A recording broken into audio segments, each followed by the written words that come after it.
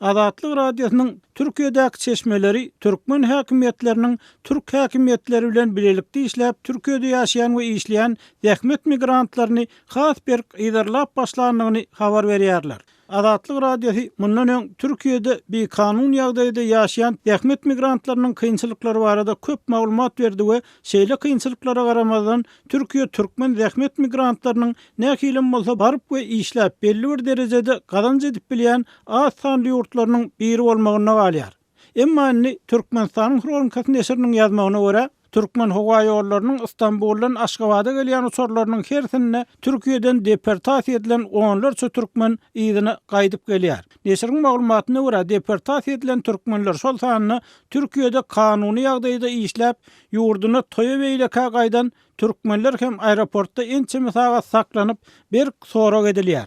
Yerli synçylar şol sanyny hukuk goraýjy Farid Tuhbatullin türkmen häkimetleriniň bu görýän çäreleriniň halkyň ýagdaýyny hassa agyrlaşdyrýanyny aýdýarlar. Это можно сказать только отрицательно, потому что правительство уже давно не занимается решением социальных проблем, а скорее всего. Bu görýän çäreler ýagdaýa diňe yaramaz täsir ýetirýär diýip bolar.